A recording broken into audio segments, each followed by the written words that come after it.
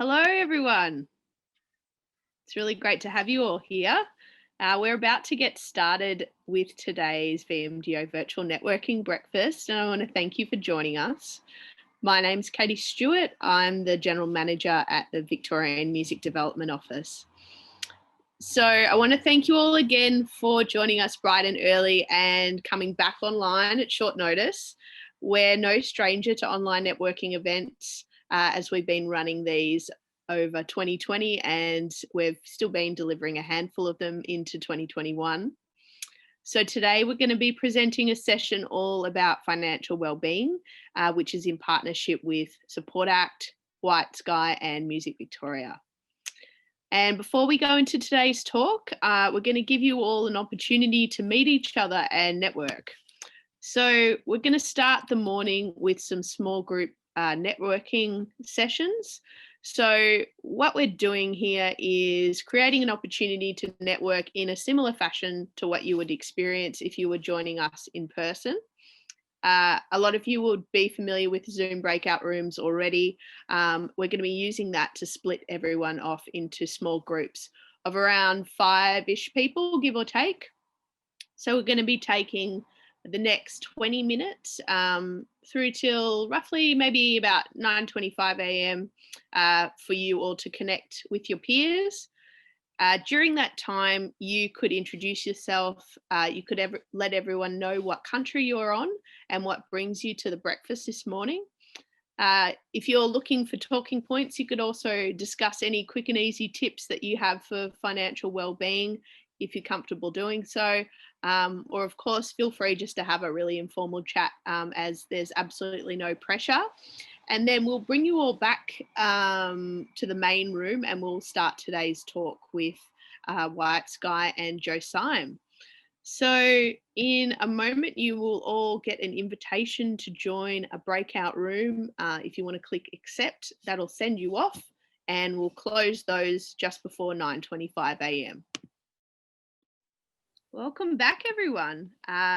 We're going to start the session very soon. So before we get started, I'd love it if everyone could please pop their microphones on mute, which is in the bottom left-hand corner of your screen.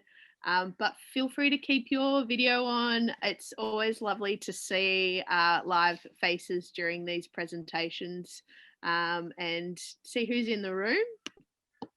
So we have people joining from all over the country today. I'm on the land of the Bundjalung people, which I'd like to acknowledge. If you're a First Nations person here today, I acknowledge you and all the traditional First owners of country and recognise their continuing connection to land, waters and culture. And I'd like to pay my deep respect to elders, past, present and emerging. So at the end of today's talk, we're going to give you all another opportunity to go back into those same groups that you were in before and continue your conversations, connect with your peers and also discuss what you learned from today's session. So we'll have time for questions at the end. If you think of any as we go, feel free to pop them into the chat function and we'll get to them at the end of today's session. So before we hand over to today's speakers, I'm going to briefly hand over to Luke O'Connor from Support Act. Hey everybody, thanks Katie.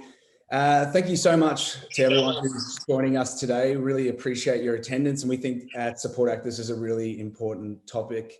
As you may know, well first of all, my name is Luke O'Connor. I'm the Industry Relations Manager for Support Act and I look forward to hopefully meeting you all face to face sometime in the very near future. This was our first in real life event for some time, so it's a bit of a bummer we couldn't do it, but this is going to work nevertheless.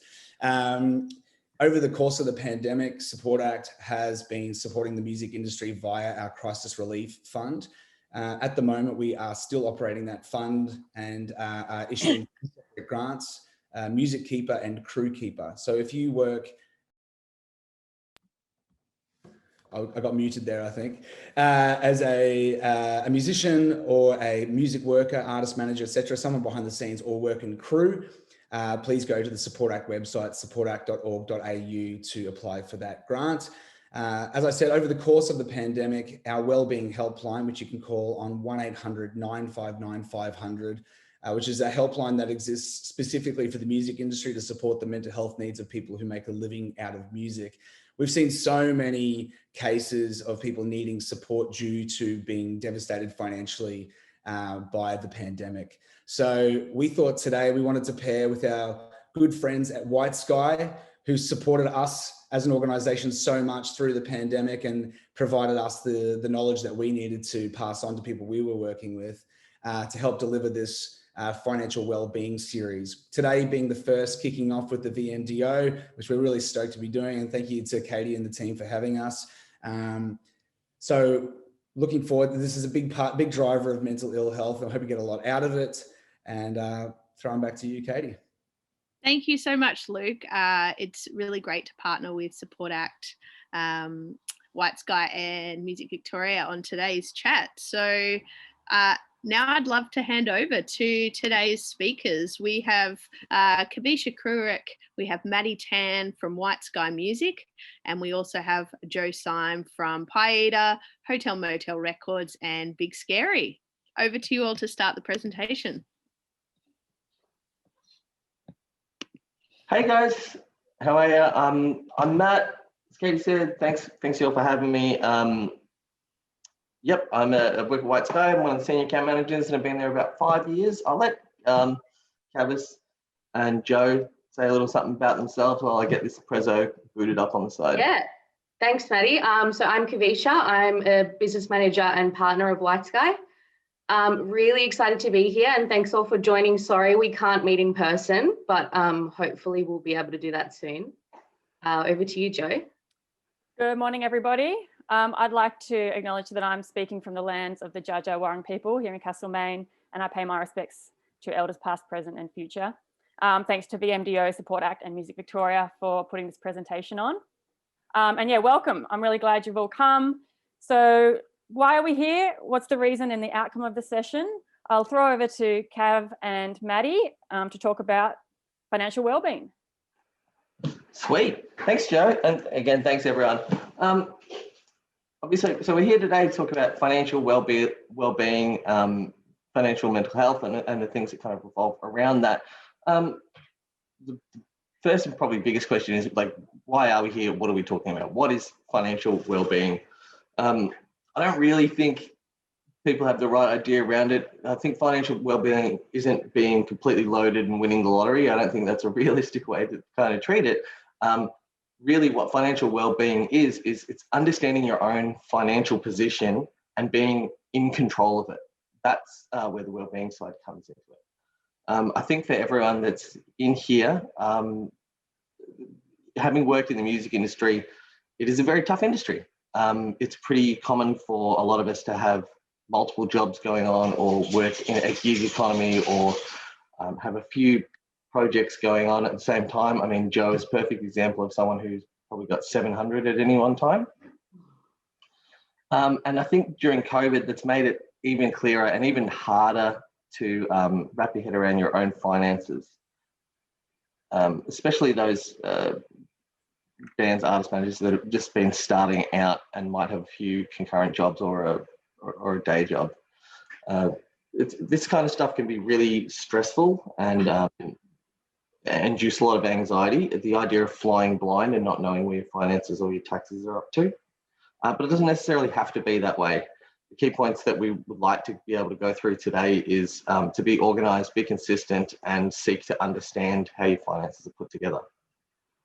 We're also here because Support Act will be helping by paying to complete some tax returns, but we're going to touch back on that later. So I wanted to ask Joe, how have you gone with keeping your projects all running between the bands, labels? How do you find fitting your life in around that and keeping on top of everything? Yeah, so as Katie mentioned at the start, I run a few record labels. One's called Hotel Motel Records, one's called Pieater. I play drums in a band called Big Scary, and maybe not so much this past year, but some other bands as well. I do some DJing for income. I also, just as a general musician, have income from publishing and things like that. It was only 2 years ago, I was actually working at White Sky and trying to do all these things at the same time as well. So it has been times when juggling this all has been really stressful, because the thing about music is that it's your passion, and so you want to give all of your headspace to it.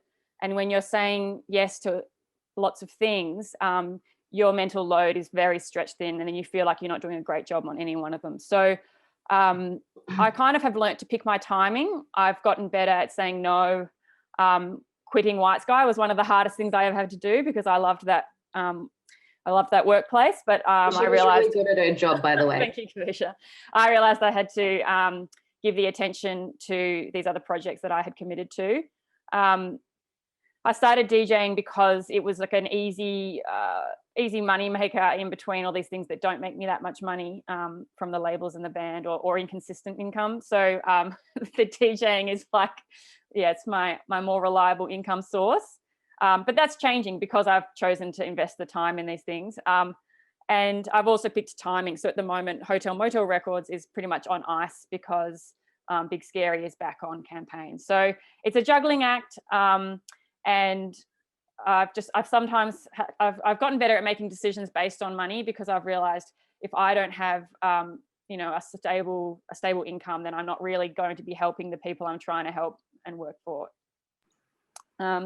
So yeah, with all my different businesses, I'd like to ask Matty and Kavisha about business structure. And I might mention two of those, Pieater and Big Scary, are companies, whereas, and in the past, the band was a partnership, which we upgraded to a company at the right time. And my other businesses, Hotel Motel, DJ Slimewave, musician income, is running through my sole trader entity. So yeah, if White Sky want to explain a bit about setting up structures.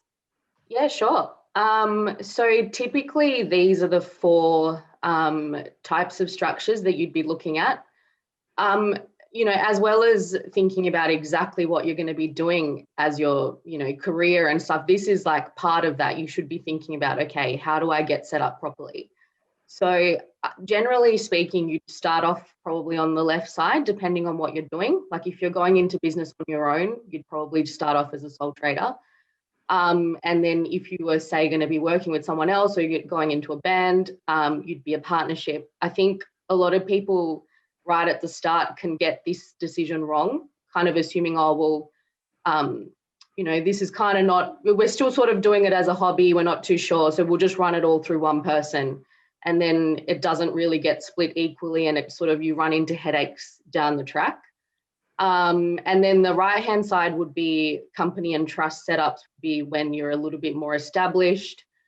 There's more income and more decisions to be made and more risk as well, keeping in mind that those sort of setups cost money to run. So you'd really need to assess whether the setup and the cost of running it would be worthwhile.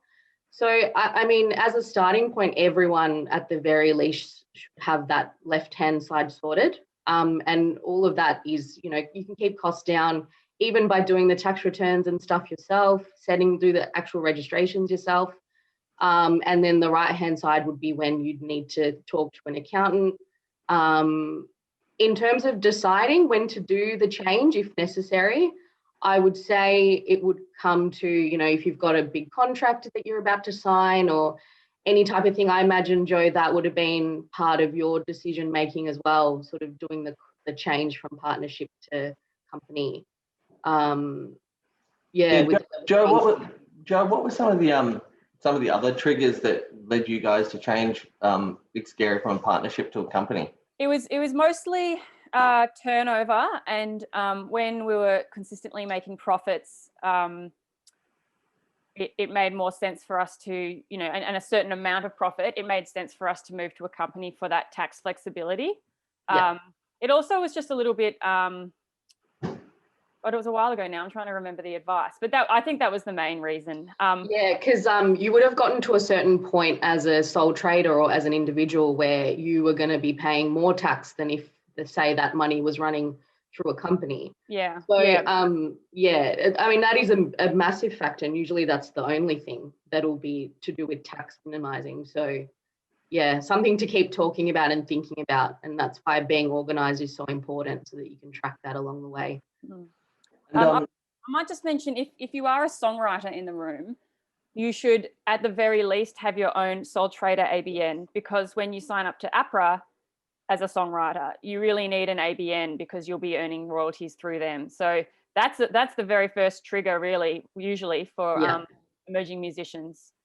Exactly, because even when you do become a company, that income is still going to be flowing through to you as a sole trader, as an individual. So yeah, that's a really good point, Joe. Yeah.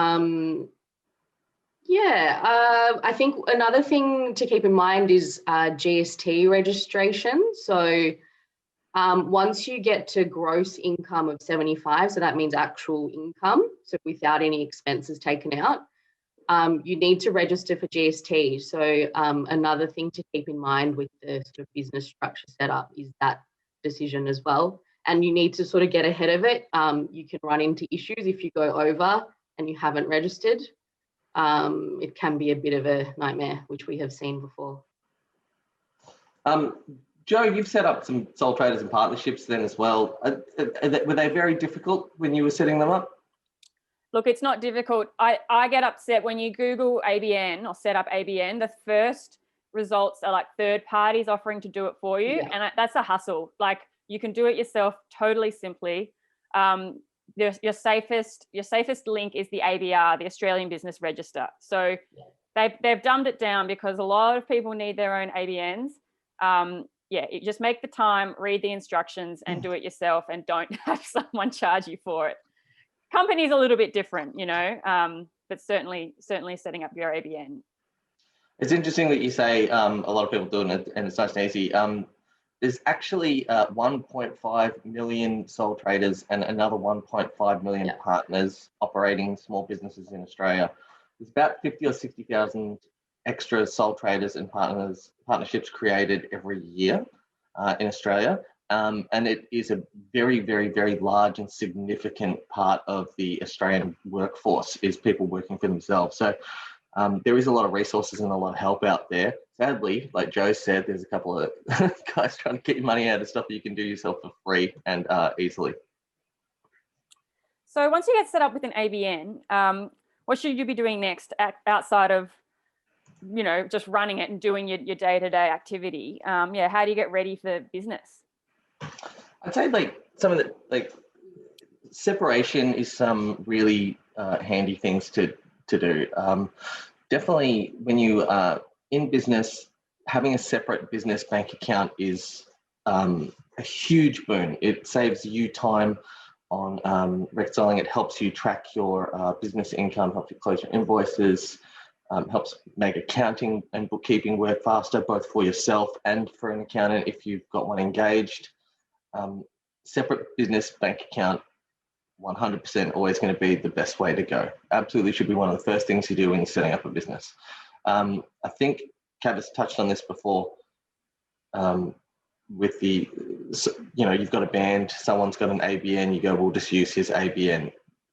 You want to be able to separate. If you've got a band and it's all just running through your personal bank account, when you have to reconcile and try to do some books for them, pulling them out of a couple of years of your personal bank accounts can make things more taxing. The next step I would suggest is definitely consider where you're going and what you want to do with your bookkeeping and accounting side of things. It's obviously the most boring part of being in a band, the accounting side of it, or working in the music industry as a whole. But you can either use Excel spreadsheets. We've got some good bookkeeping templates we're going to pass out to everyone at the end of the session. Otherwise, you can consider using accounting software like Xero, QBO, Quicken, these online softwares. While they do have a monthly subscription fee, can run you anywhere from 25 to 50 bucks a month. It will depend on your amount of activity and when you want to shift from that Excel spreadsheet and a relatively manual process into like one that's more automated. And again, most of this is going to come down to the decision on where you're at in your career's life cycle and what your turnover is like. Joe, have you got any experience there? Like, you guys use Xero for the company? Yep. So we've got Xero for Pieater, we've got QBO for Big Scary, My Sole Trader, and because the Pieater family is all very close knit, I actually look after or help. You know, there's my bandmate who has a QBO file, and then my manager who has spreadsheets, and then some artists on Pieater who we help. They've got spreadsheets, and it's really based on their activity. And so an artist was on QBO for a while because it made sense. They were touring, they were releasing, and their activity is really scaled down. And so we realized this wasn't worth, literally a handful of transactions a quarter from their business account. So we closed the online software and we've moved to spreadsheets. With GST is often a very big trigger for using the softwares. I do have one person I work with who uses a spreadsheet. They are exceptionally savvy and business smart with their own work, so it works for them. But for a lot of people who find that confusing, I would say that if you're going, if you've had to move on to GST, then the softwares can be very helpful there. Yeah, also I think the volume of transactions, Joe, is a big factor, because sometimes it doesn't necessarily mean there's a lot of money involved, but there's just a lot of little transactions. So just to, because spreadsheets are like overwhelming as they are. So sometimes, depending on volume, will change over.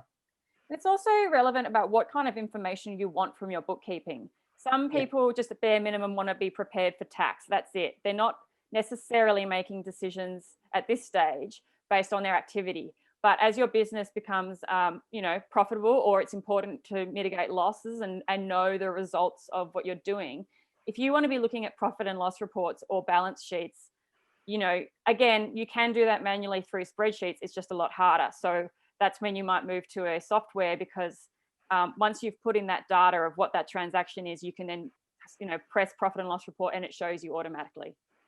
Yeah, that's great. Yeah, I agree. I think Excel spreadsheets, the one that we're going to pass around has a profit and loss built into it. So it'll do a bunch of the work for you. But the more advanced you get, the harder it is to maintain these Excel spreadsheets. So it's going to depend on how your business is going. But as Joe mentioned, there's not one solution that's going to start today and then be with you for the rest of your career. Most of these decisions about running your business and trying to maintain your finances, that your position will change year to year, every couple of years, something like this. You might start off as a partnership, become a company, do really well, bam, breaks up, dissolve the company, back to sole trader for publishing. Your career in business is a real life cycle, and things are going to change throughout. But understanding some of these setup things is going to help you to make decisions along the way. Yeah. I just want to remind everyone. Sorry, Matty, go for it. One of the final ones here is the record keeping tips. This is probably the one that hampers and hamstrung a lot of small businesses and a lot of, in particular, musicians and people in the music industry. It's not something that we in the industry have always been good at, but keeping your receipts and invoices. This is a huge, crucial piece to keeping on top of your finances and knowing where you're at. If you must, then, and you can only stick them in a shoebox, then that's good. But keep all your receipts, keep all your invoices, and keeping a digital record, even using Dropbox and your email folders and subfolders, can really help you do this later. It can be a big source of frustration and anxiety when I don't know, your accountant or a grant is being audited and they're like, we need you to find this receipt that you're claiming from 3 years ago. It can be really stressful to try to dig through 6 email accounts. So what I would suggest is try to be organized as best as you can there.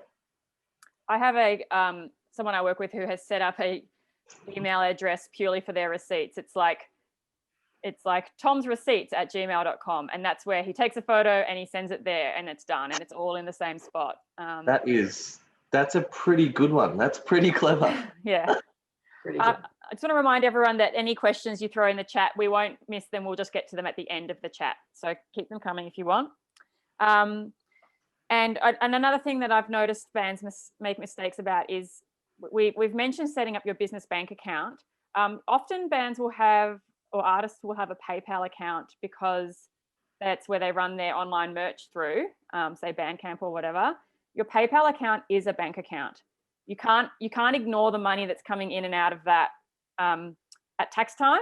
Just remember that it's not like you can do sort of like, if it's all the same kind of income, you don't have to sort of process every single line, but you can't pretend that money isn't sitting there. Yeah, so. Really good point, because when you transfer the money from PayPal into your bank account, maybe that's when you think it becomes income to you, but it's actually when it hits your PayPal account.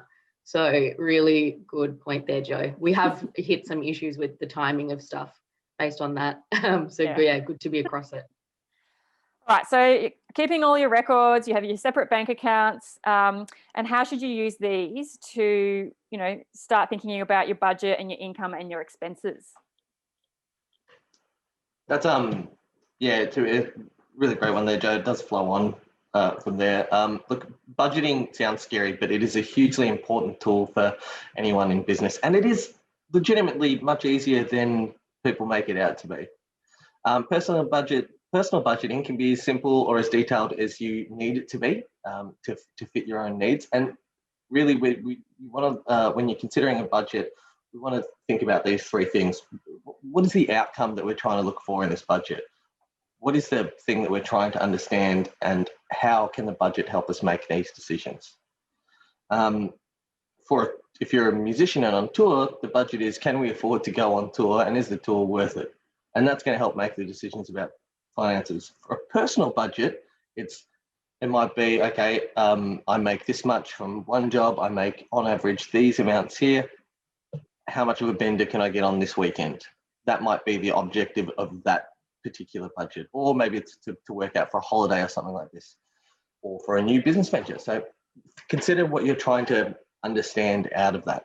And part of financial anxiety is like not knowing where you're at, and this is a good tool to be able to bring you back into understanding. We've got an example here, just a very light one, and a Excel file for a budget example from Money Smart, Australian government website, which we'll pass along as well because it is a really cracking example.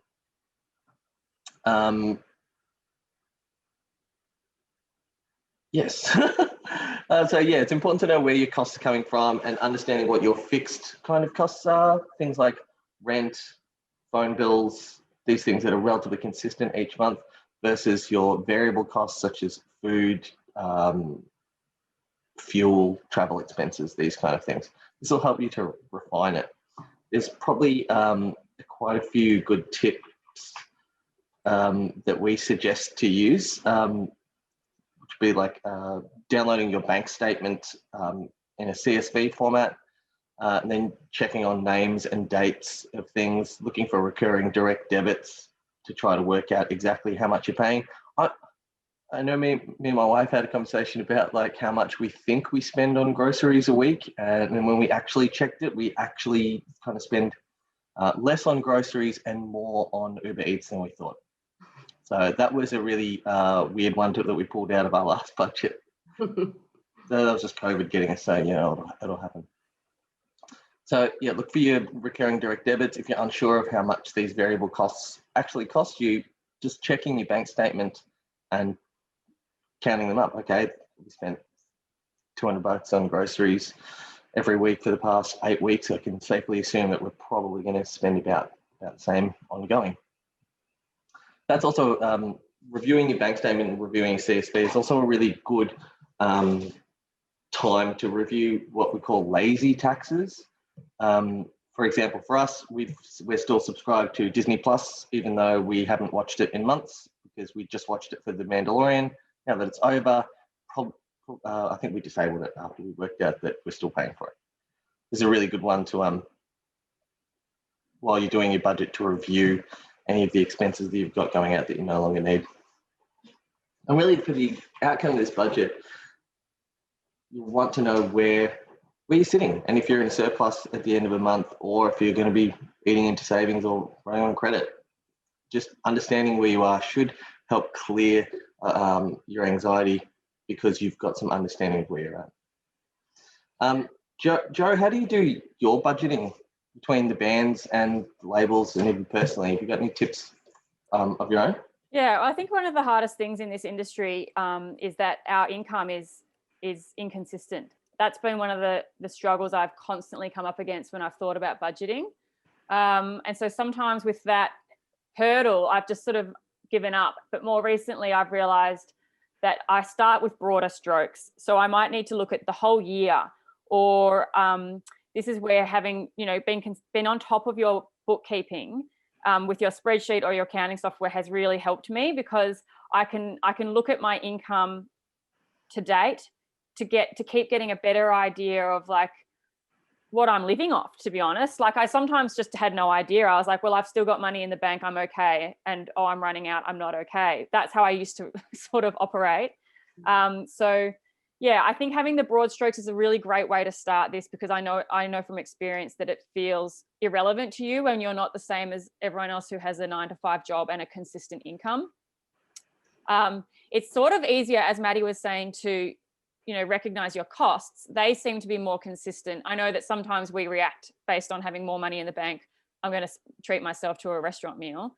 But in general, those things can become a bit more consistent than our income. So once you know your costs, you can almost then have an idea of, well, what do I need to earn? And sometimes you can actually react to that.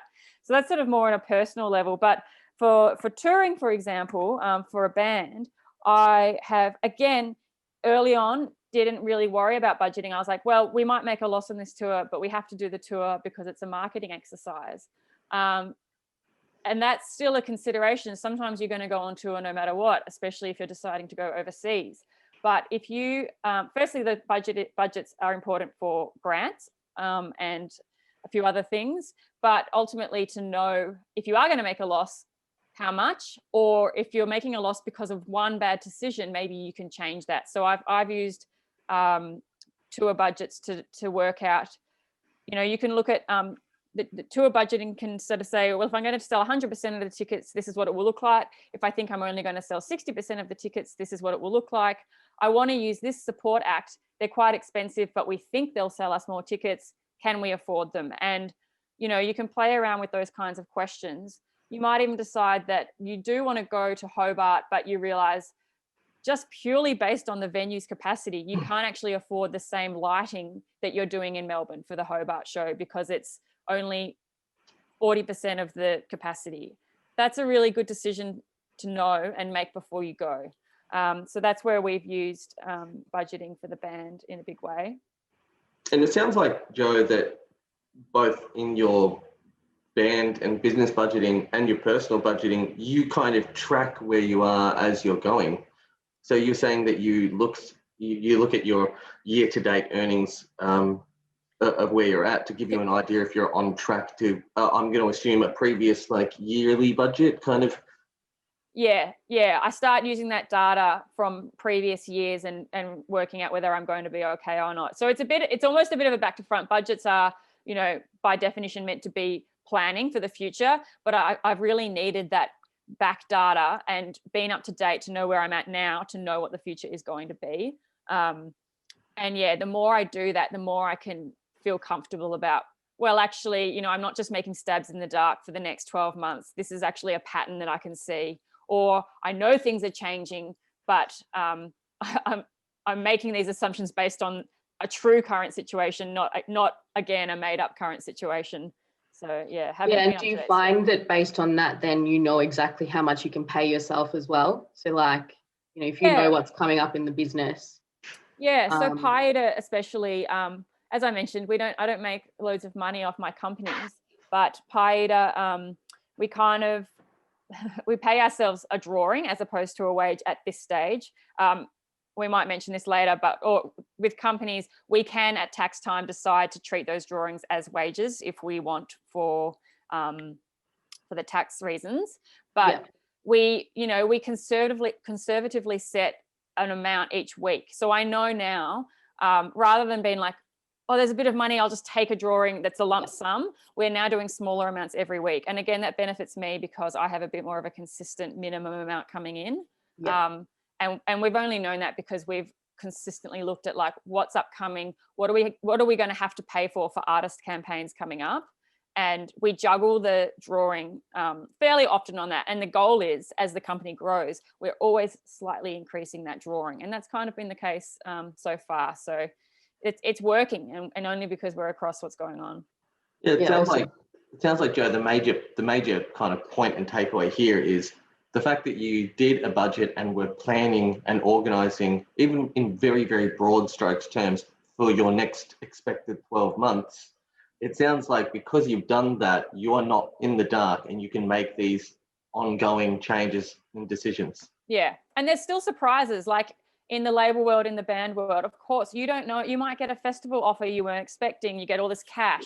In the label world, you might get a sync where you get paid a whole lot of money you couldn't have anticipated. So, and then, there's the bad ones of costs you weren't expecting. But the biggest cost you should be able to avoid, which is often what surprises people, is your tax cost. And that's what you want to avoid, is that surprise, because that is where most bands can really fail, is they weren't expecting their $10,000 tax bill and there's no money in the bank preparing for that. And that's a situation you can completely avoid by being across it. So, yeah.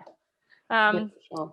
All right. So, we've hinted a little bit about at tax, and we've been trading for a while, and, June 30 is approaching, or it's already passed. How does tax and completing tax returns all fit into this? Yeah, I mean, there's no better time to be thinking about this. I didn't mean to skip budgeting tips, Kavisha. No, these were all the budgeting tips that we've been talking about. Great.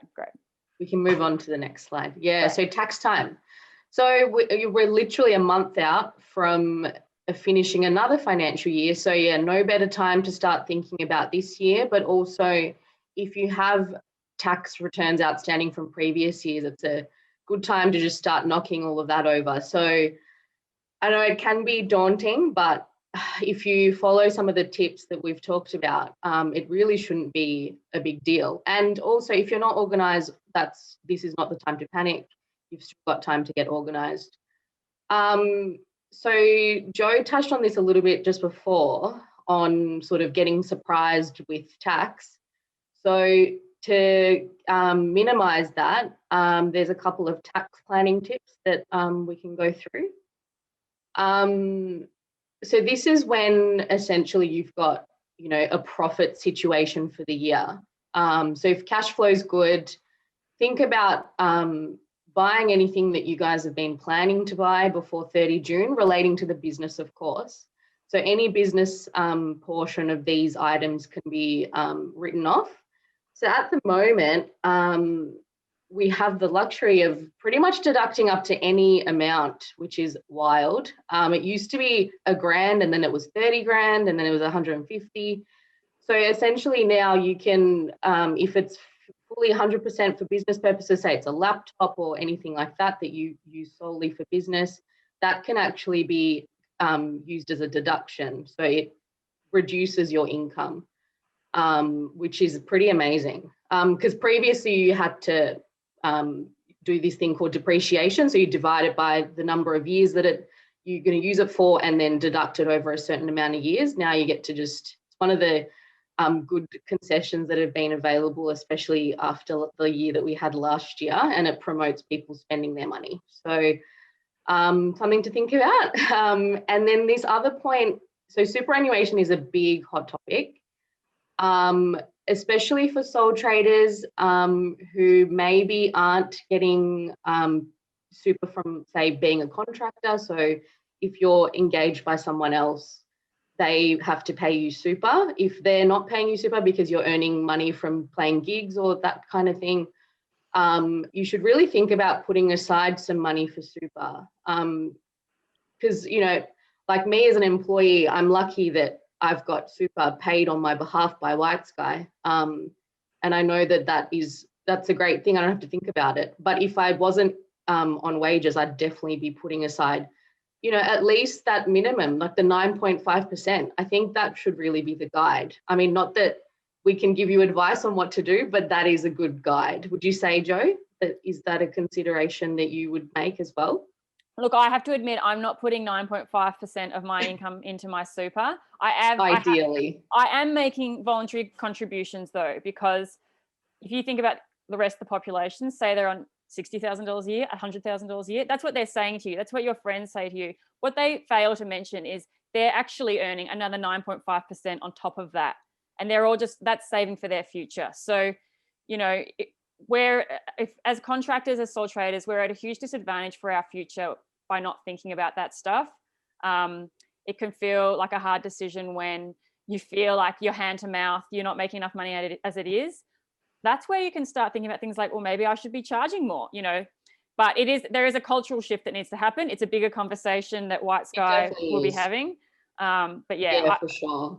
Absolutely, I agree. I had a bloke that I met who's long-time touring performer, Road Dog.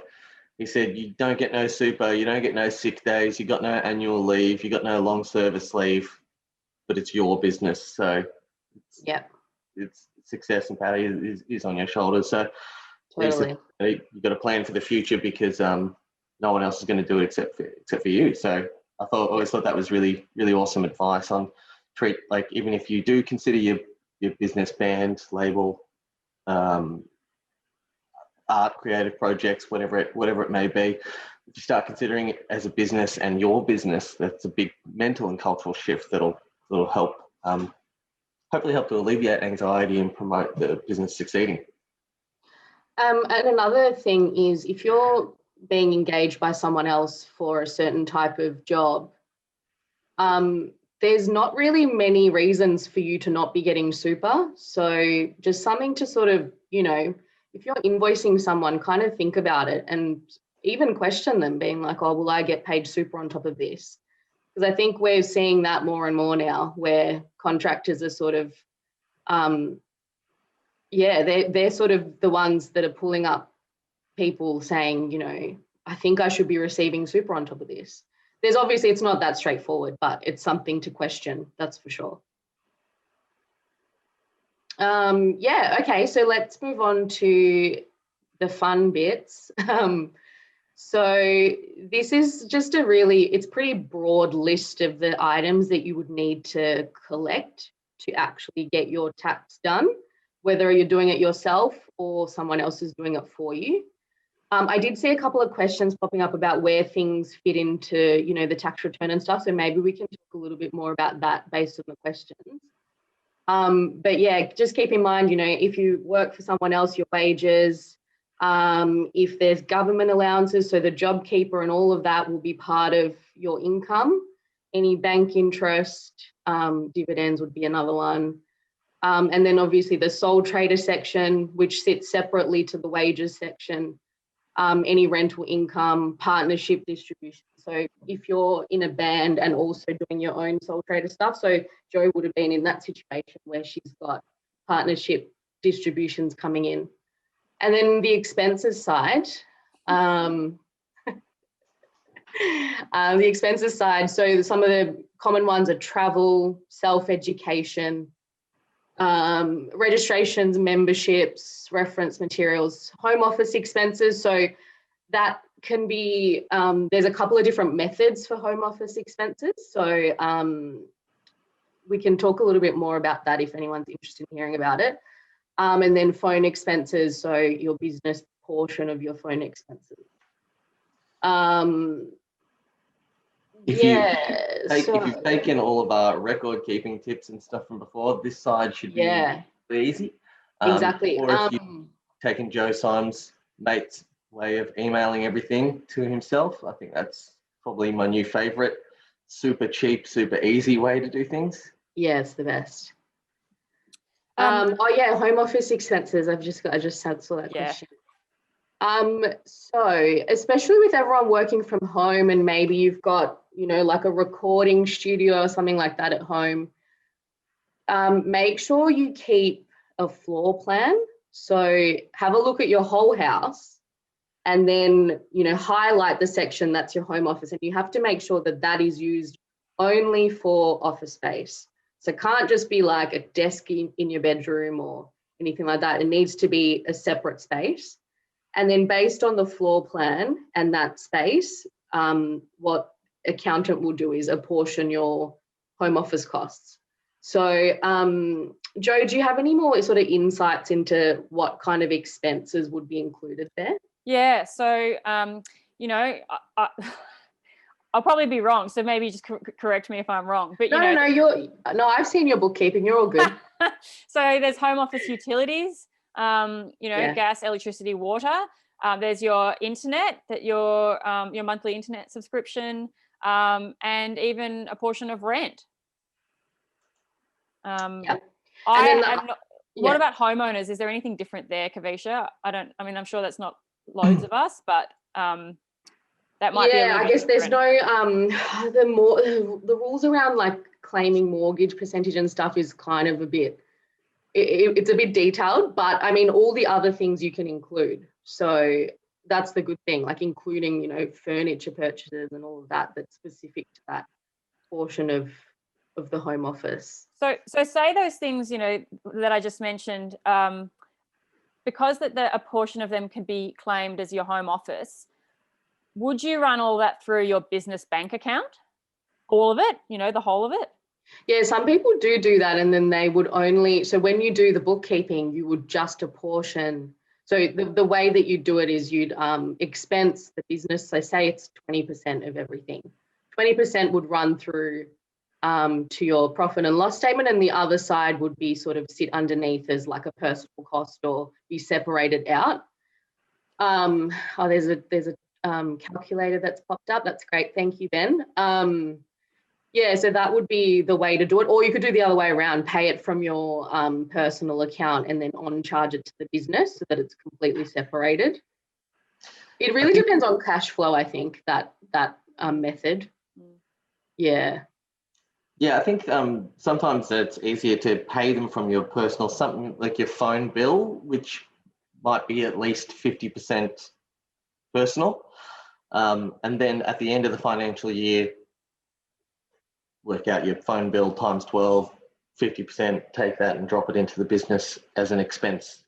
That can be an easy way to do it too. But again, it really comes down to the record keeping and knowing what you have or possibly could claim and having a record of it. Yeah, and then there's a easier option where you can just use like the cents per hour method. So that was introduced especially for work from home. So that's a much simpler method, but you don't get a lot out of it. So it might be worthwhile actually doing it properly and assessing whether which method works for you. When are our tax returns due, say for 2020 or for 2021? Yeah, so 2020 deadline's actually passed. But if you've got outstanding tax returns, and you go through a tax agent, you have to get everything done by the 31st of October.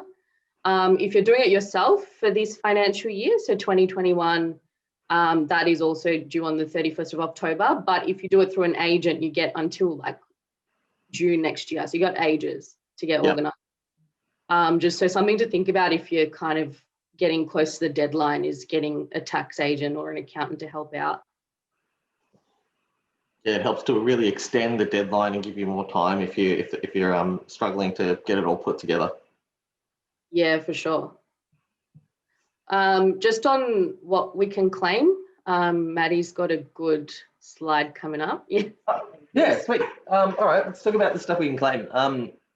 The big general rule here when it comes to claiming expenses, business expenses, is the expense related in some way to income that I generate in the business.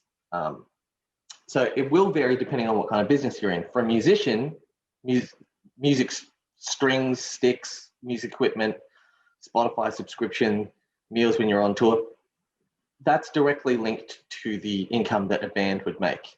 Now, a painter couldn't expense music equipment because there's no real connection. You see the the link there. For business more generally, insurances, phone, internet, home office, while they might not be directly linked to the business generating income, they're directly linked to the business, to maintaining the business and being able to complete work. Yeah. We touched on part of this already, but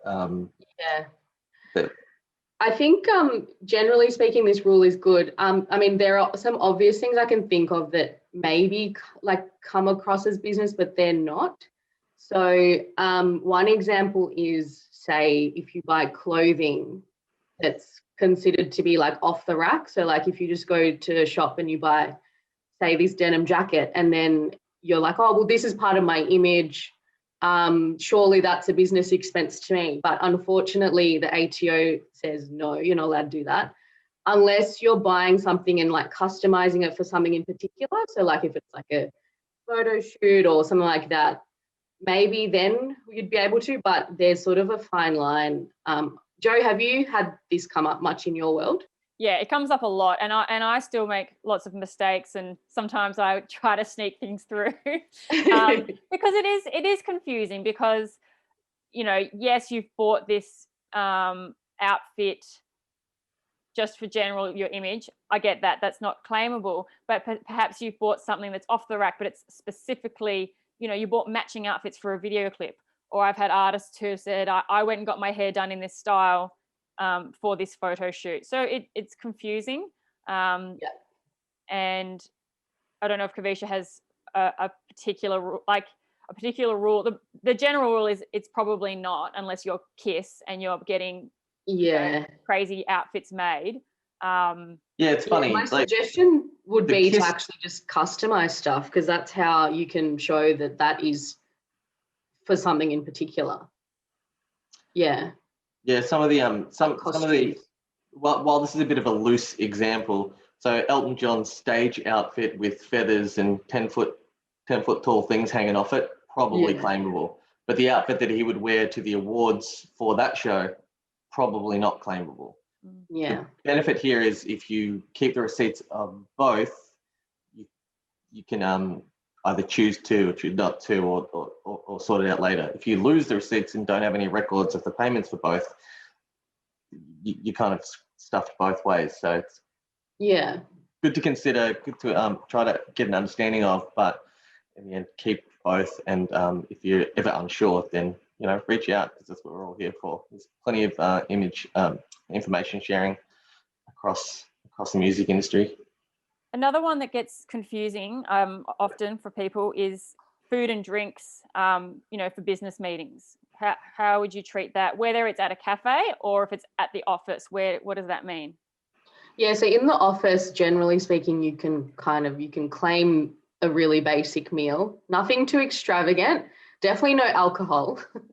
Pretty much alcohol is a no-no, whether it's part of a rider or, you're consuming it on site or whatever. You'd sort of need to exclude that. I guess, that's going to a cafe.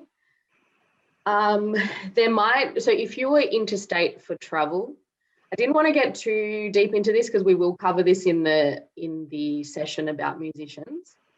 But essentially you can get this thing called a travel allowance. So when you're interstate, so that would sort of fall into that rather than claiming things directly based on what you've spent.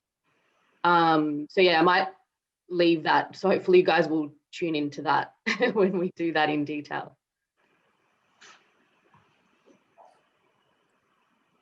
Cool. Sweet. All right. Now, I think we had some questions. There were some questions before about how the different income streams and items kind of Yes, this will answer some of those. I've chucked a bit of a basic grid together of what my stuff looked like probably a few years ago, when I started at White Sky. I think I was between jobs. I had a sole trader that was registered for GST because I was driving Uber on the weekends. I had a partnership with my band. I was getting APRA that was coming to me directly, and I was getting wages paid. So I'm just going to kind of show how these things kind of relate. We spoke about partnerships at the very beginning. very simply, money from gigs was coming in. We did the bookkeeping, and then at the end of the year, we had to do a tax return for the partnership, and my share of the profits, there was none. And my share of the profits was applied to me. Same with the sole trader. I was driving some Uber, stuff after costs, the profits came into me as an individual. Same with my APRA money is coming in. However, I was also getting wages, just started with White Sky, so tax being paid from work.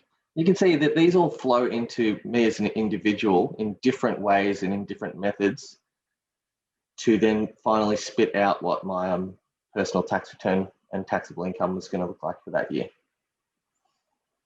So Matty, all the ones in green, no one is, you know, saving that tax for you. That's something that the government's going to charge you if you have to pay tax on that at the end of the year.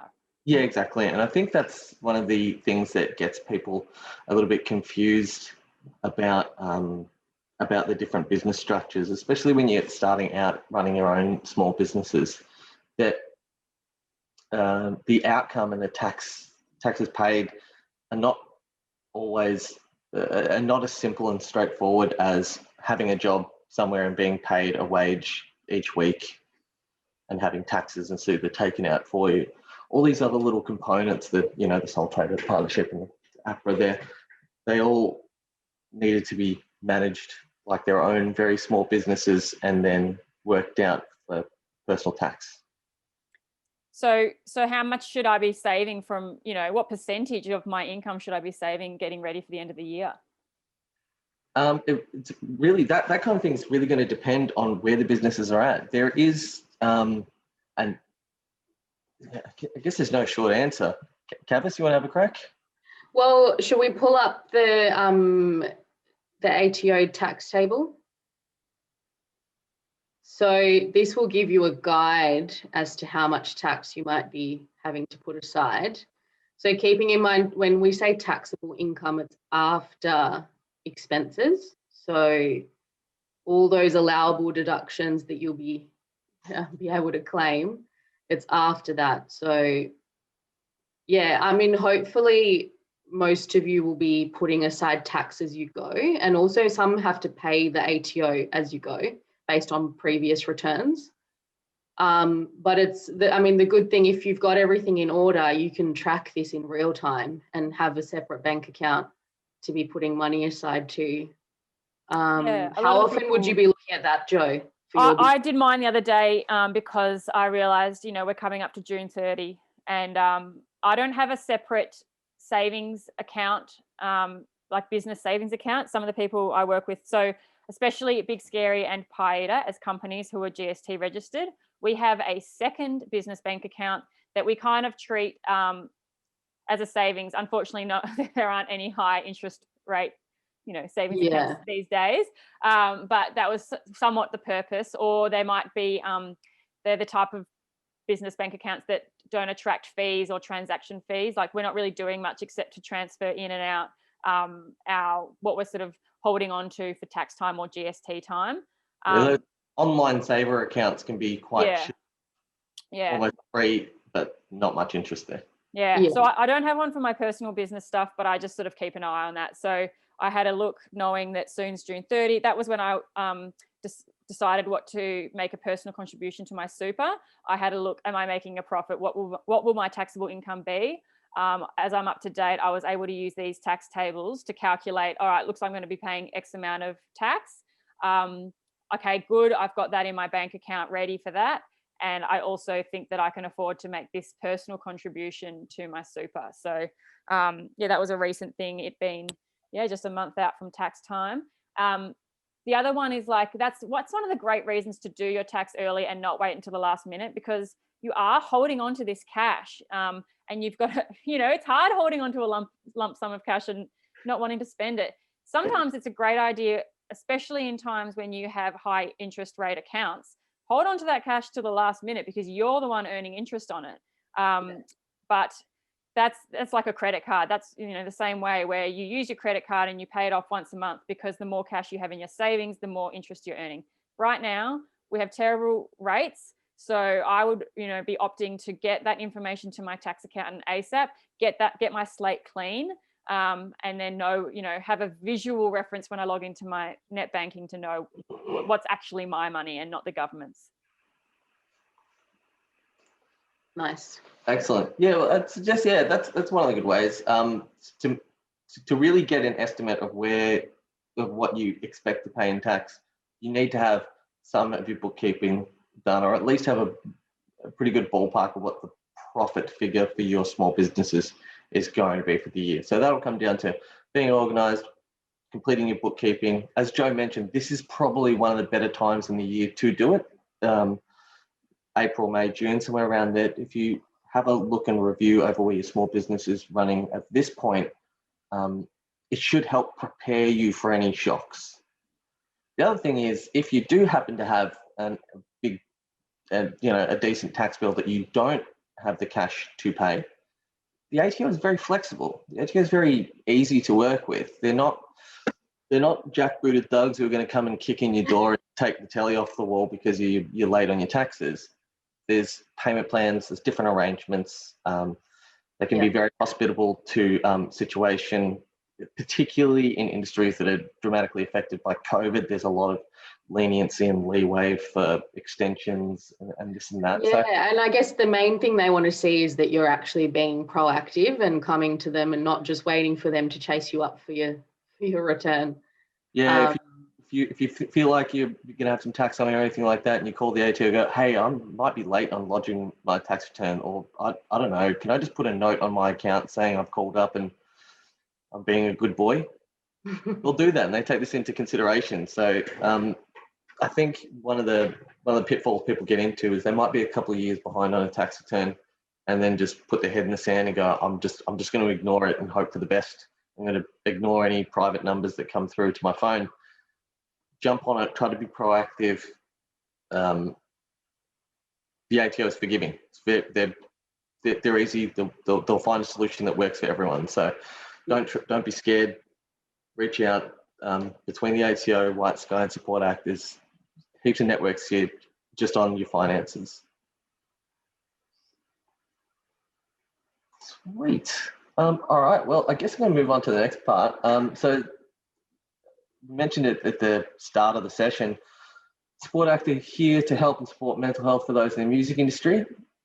Please feel free to reach out to us at White Sky for any of these questions. But as part of this initiative, Support Act is partnered with White Sky to help pay for your returns, the tax return work to be completed. So if you've got outstanding tax returns, if you need advice or you need help, please reach out to us in Support Act and chuck your hand up to say you want to be part of it. Because actually, maybe is Luke still around? Nope.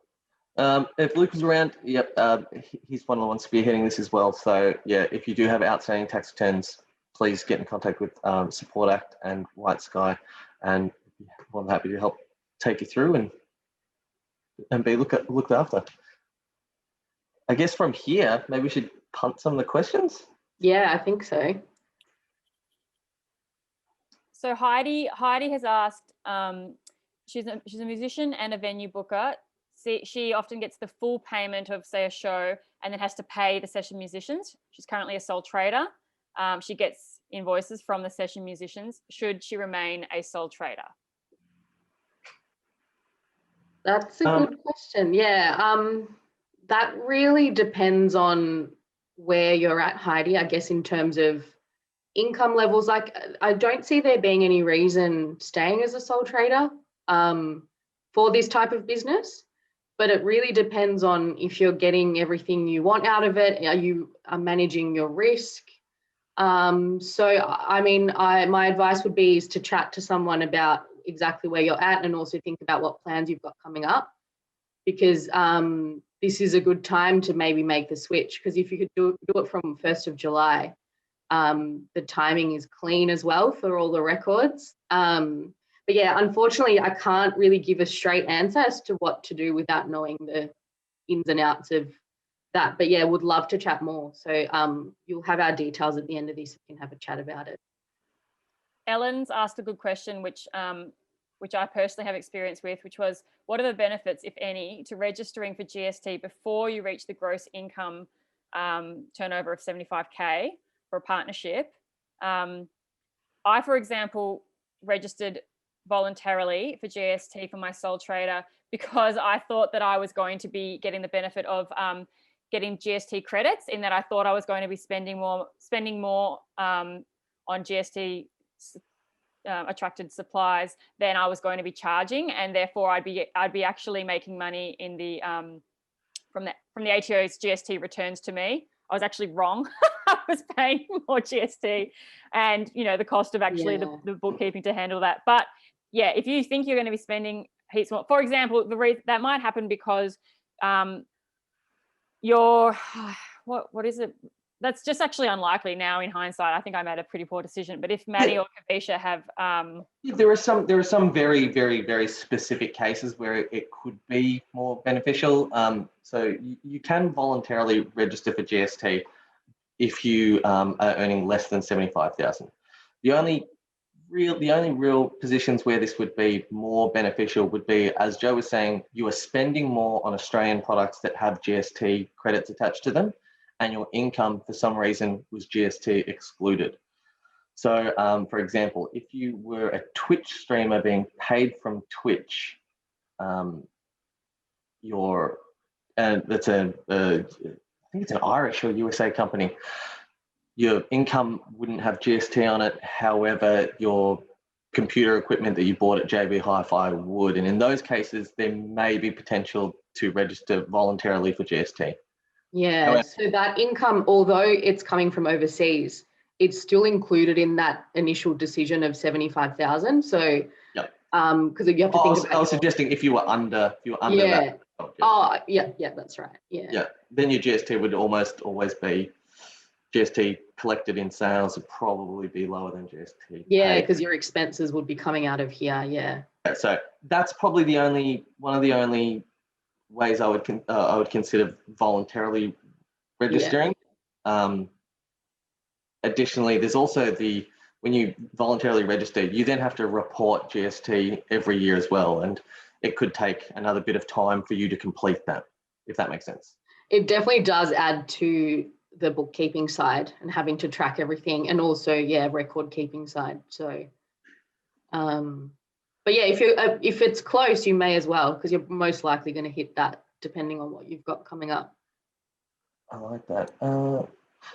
Anything on business name registration? Do you need to do it for a sole trader? So when you're a sole trader, it's your name anyway. So my sole trader is Matthew Tan. I go by the nickname Mage, and if that was maybe my solo project name, maybe I'd want to register a business name just for that. But it's not necessary, but you can do it.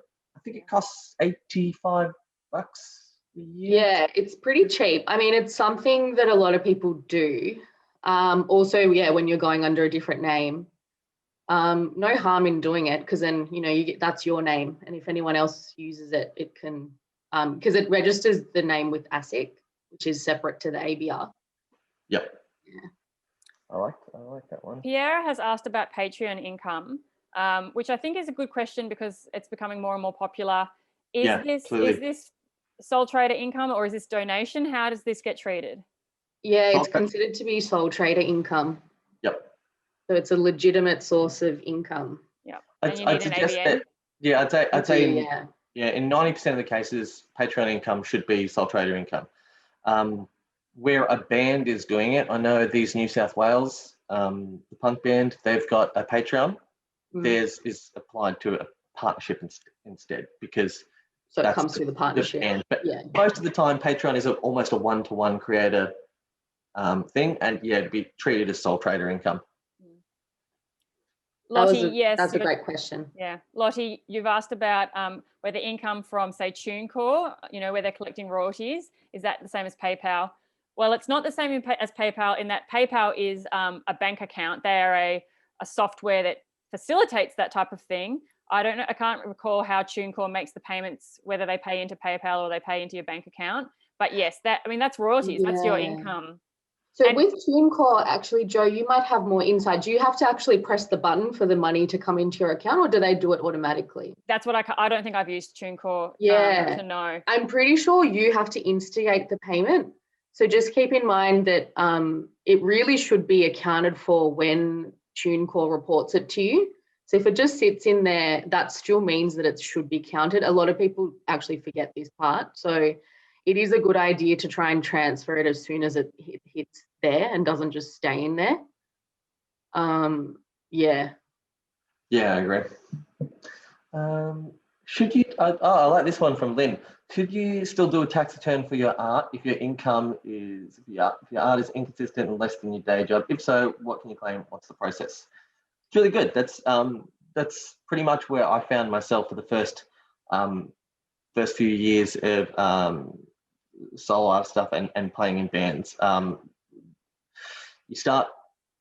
might start out doing a gig once every 3 months for $100, and you can then just treat it under a hobby tax file declaration, and then you start earning more. You've got your ABN. I'd suggest that you should be claiming that from a technical standpoint. If you've got money coming in from art, no matter how small, you should be claiming it on your tax return. However, if you're saying what you can claim, generally in these small stages, things might still be running at a loss. So look, I'd speak to your tax accountant. It's going to depend probably a bit more on how much is being turned over. Yeah. But from a technical thing into the rules, yeah, you kind of have to declare all of it. Yeah. Peter's asked about expenses for making merch. 100%. That is a claimable deduction. Yeah, absolutely. You're paying for the t-shirts and the printing, and then you're making income from it, hopefully at a profit. That's definitely a business cost. Yeah, the postage to send the merch out, the packaging, the bit of tissue paper that you wrap around the shirt, or the plastic seal, the swing tag that you put on there, everything. The cost of the envelope, the whole thing is all part and parcel with you making money from that merch. So that is all 100% claimable. Britt's got an interesting example about alcohol. I assume this was written when we were talking about you can't claim alcohol. Britt's made a point. Well, if you're the venue that's, you've bought the alcohol to give to their band as a rider. Yeah, that's different though, because the venue has a liquor license to sell, which is what allows it to be claimed as an expense. Yeah, that's a difference there. So that's a good question though. That's a good point. I'd even suggest that if you were a venue and you were a publican and you went to a conference somewhere else and then had beers at someone else's pub, you probably still couldn't even claim those beers as an expense. Mm-hmm. Again, I think Britt's done a follow-up. All ages, just food, no liquor license. Oh, that's interesting. I've actually never seen that example. All ages. They're just buying the booze for the band's rider. We might have to come back to you on that, Britt. Unfortunately, I don't know the answer to that. That's a very specific question. Yeah, let's chat afterwards for sure. Lynn's asked a very interesting question. Should you be logging the amount of hours you work on your business and estimate a per hour cost you would be paying yourself to show if you're operating at a profit or loss? Yeah, I love that one. I love this for two reasons. This is a really good thing. One, if you're logging the hours, even roughly, that you work at home, this is evidence of work from home that you can now claim your work from home expenses. And then number two, it gives you an idea of how much time you're putting into your business for X amount of reward. And you obviously want to see that trending upwards over time.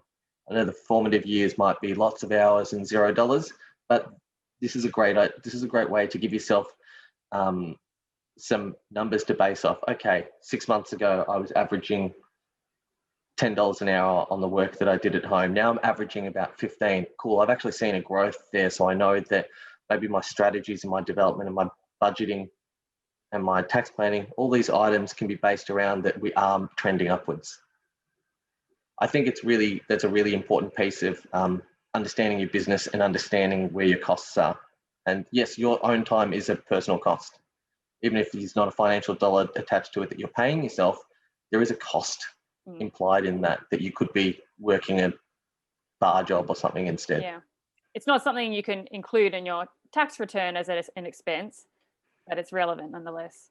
Yeah, exactly. Mindy Wang, also hail to your wonderful artistry, Mindy. How much does it cost roughly to get an accountant to do my tax? Well, maybe since you asked that question, Matty's revealed that Support Act will help there, but in general, in other years. Yeah, so it depends on what you've got going on. So if it's like a straightforward return that's just, wages and sole trader, it starts from around 700, because it can be a bit involved, and what's included is like any questions along the way as well. And we also help make sure everything has been included. So if you send through your information, we have a look at it, and we find gaps in it, we'll sort of hit you back and say, can you have a look at these items? So the best thing, it's a collaboration. So that's really what you're paying for, I would say. Yeah. And keep in mind, the cost is actually a deduction if you pay for it yourself. Yeah. Yeah, I think, when you've got a sole trader or a partnership, the cost is close to there. If you've just got a day-to-day job, nothing else, it can be cheaper. But as you're running your own businesses, I'd assume here everyone is kind of running their own businesses. Yeah. Yeah. You'd have some sort of sole trader partner. Yeah. Increase it. I would suggest the minimum you'll probably get away with a sole trader is probably between 400 plus, and then partnership be around 700, somewhere around there. Yeah. That's it. But remember, this is part of the cost of running your own business. It's not as easy as just going to work, clocking in 9 to 5 and going home. So and hopefully working with an accountant, whether it's us or someone else, it's actually going to reduce your taxable income, because we might think of things that you haven't thought of. So it might end up just paying for itself. Yep. Bradley's asked a good question. Ben has offered a good reply, but Bradley's asked, they run events and book DJs and artists. Usually they are able to send an invoice with an ABN, but sometimes they don't, maybe because they haven't set up their own ABN. Can they just transfer to them via bank transfer? Okay. Ben has replied that there's the hobby form option. Yeah, I'd be getting them to, so, hey Bradley, I'd be getting them to fill out the hobby form at least. If you just transfer to them and they haven't filled out anything, the ATO could knock it back as an expense to you. You're saying also, but they're not declaring it on the tax. So if you transfer money without an ABN, technically you have to withhold, I think it's like 45% of that as tax. Oh yeah, it's a lot. I think it's higher, which is a bit annoying. And getting an ABN is so simple, so there should be no reason why they don't have an ABN. Yeah, man. Just push back, I would say.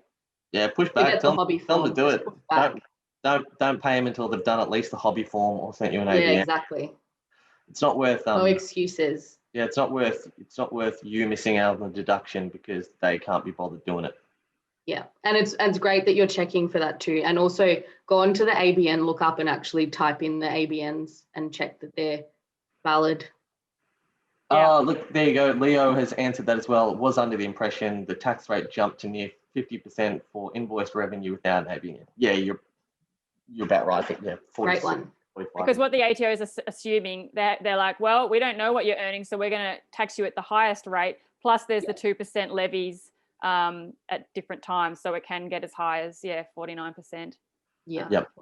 So I don't know. I wouldn't let your DJs get away with telling you to pay them without doing anything. It's not worth it to your business. No way. Hi, Chris. He has asked about how complicated things can get when you've got got multiple businesses coming under in your sole trader. There might be music stuff there. You might do furniture building, construction. You've got lots of different business costs, but they all relate to different, how complex does that get? How should you treat that in your bookkeeping and record keeping? Jo, I think actually you'll be very good at answering this because she does this. Yes, yeah. I have in the accounting software, it's super easy for me because they have an option, like they job code things or business center things. And so your tax accountant does want to know how each of your business arms are going. They want to be able to tell you, and you should want to be able to know, like, well, I'm making a profit on the furniture making, I'm making a loss on the music industry side, I'm making a profit on, you can only know those things by sort of sending each cost and income to its own little mini business within your one entity. So in the accounting softwares, it's made simpler by this option to sort of job code each line, income or expense, and then at the end you can you can make profit and loss reports with a filter saying, I only want to see things that are related to what I've tagged as music. In a spreadsheet, you can also do that. Again, it's just a bit more manual. I've got spreadsheets where there's a column where we say what business it's for, and then it all sort of feeds through to our summary page. And then on the summary page, there's sort of like this, a basic profit and loss for all activity, but then underneath that, we're splitting out mini profit and loss reports per business. They are basically mini businesses, each activity that you're doing there. And that might help you inform, like, you know what, this furniture making I love, but it's constantly running at a loss, and I haven't known that, except for now I've got this information in front of me. And so but it's all fine. It is all fine. It is all relevant business costs. You're just lucky that the more things you get to include as deductions. Yeah, I think even though you're a sole trader, you're not defined by the one job or the one avenue of revenue that you're trying to develop. I know in Footscray there is a laundromat wig shop, which I think is the stupidest and weirdest combination of shops in the entire world. It's a conjoined laundromat wig shop. I don't know. And their income is from selling wigs and selling laundromat services. But if they're a sole trader, still running under the one tax return. Now, they would separate it. Is the laundry doing better than the wigs? But in the end, when it hits their tax return, it would just be through the one. Chris, I wouldn't say it's going to raise a flag with the ATO other than if you've got something to hide. As long as you're claiming all that activity, the mini business stuff,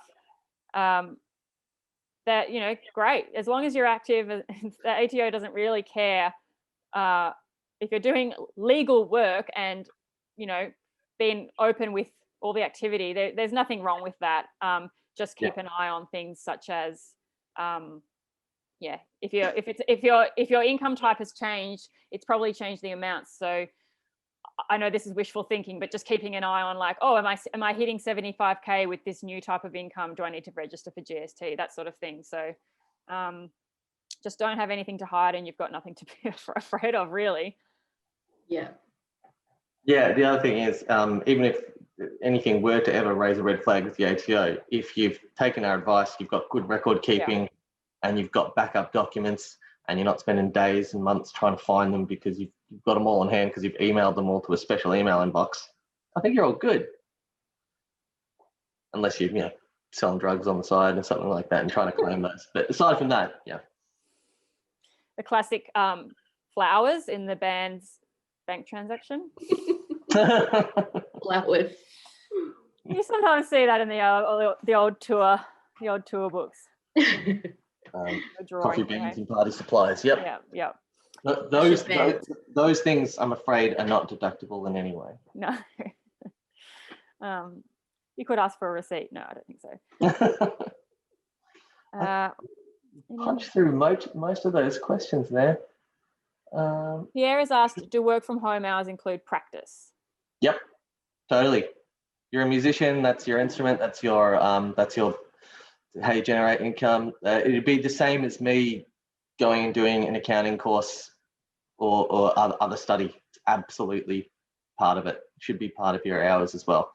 Now, if you have a dedicated practice room in your house, then yeah, even better. You can make more of a deduction there. But if you don't and you're just jamming on the side of your bed, there'll be less expenses you'll be able to claim. Rent, for example, probably not, but if you've got the spare room, then yes. I think we're nearly done with questions, except Leo's just dropped a very, very relevant one. Would you declare relief funding, e.g. Support Act? I assume 1,000 by 1,000 was the name of the support as taxable income, given they are not invoiced for and do not constitute payment for goods or services. Yeah, so different types of grants are treated different ways. So generally, I guess we'll talk about all the different ones we've received, especially last year. So JobKeeper is counted as taxable income. The grants in particular so were they not invoiced? Is that what that question said? Yeah, they won't be invoiced. Yeah, I'm not sure on that grant in particular. It really depends on whether you have to Will you have to do something for part of it? Yeah, like if you have to do something in return for that. So if usually they ask for acquittal, so you have to show like how that money was spent. And if that's the case, then yes, that income would most likely be taxable. If it was like sort of like a cash handout, most likely no. So it'd be good to do a bit of some of the exceptions there though, Kavis, JobKeeper, for example. Oh yes, sorry, that one you didn't have to do anything return, but that's definitely classified as taxable. That one. Yeah, I think with Support Act grants, I think the Music Keeper grant, you still report it on your taxes, but it's a tax-free item. I'll have to double check. Yeah, it like gets backed out depending on how it's treated. Yeah. Grants, if we're talking just grants, can fall under two broad categories. One will be supply and one will be non-supply. Supply would be, I'm going to release a new album. I need $20,000. You give me $20,000. I record the album. I'm doing something and you're giving me a grant. Exactly. The other one would be non-supply, which would be like a development thing. Here's some money, go nuts. I think in these cases where it's like relief funding, a lot of the time it can be tax-free because it's crisis relief. Yeah. Some of the time it could be included as taxable income, but it depends specifically on the terms, house pay, quite a few other things. If you're unsure, give us a yell and tell us which one you're specifically looking at. And actually, might a good idea. We might include that in the next session that we do that's specific to musicians, even. That's probably part on grants. Yeah. And I've completed a diploma of music industry last year. Is that something you can claim? You can claim self-education expenses for a new venture, but again, it would depend on the amount of expenses and. Yeah, there's limits to what you can claim. Like there's different portions. That would be something to look into. Something I would bring up though. I'd go, well, I've got these as potential other expenses. Can I jam them in? Yeah. So I think sorry that we've gone over time with questions, but it was great to be able to address them all. I believe, Katie, that you're going to have a bit of time for people to network now, should they want. Kavisha and Matt, do you want to just mention the upcoming sessions that you've got in the next couple of times? Yeah, sweet. So the next sessions that are planned around these will be probably delving in a bit more specific into specific things that will affect musicians and bands. The other one will be crew members. And then the final one will be labels, booking agents, and artist managers. And in those three next ones, we'll delve a bit deeper into the specifics for those categories. Yeah.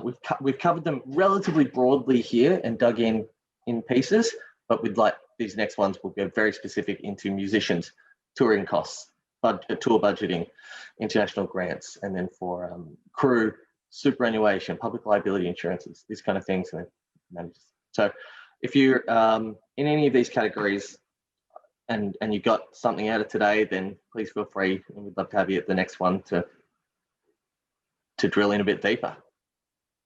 Over to you, Katie. Thank you very much for hosting and to Support Act Music Victoria. Thank you so much, Joe, Kavisha and Matty. Today's session was so informative and very in-depth. So thank you so much for covering so much ground. We really appreciate it and really looking forward to those category-specific sessions coming up. for the money sessions. We will be releasing a video of today's session, likely to be sometime next week. So please keep an eye out for that, as you know, you may want to revisit this or share it with someone you know, or you may be slightly mentally distracted. I know, it's a bit of a challenging time, so being able to absorb the information a second time around could likely be very helpful.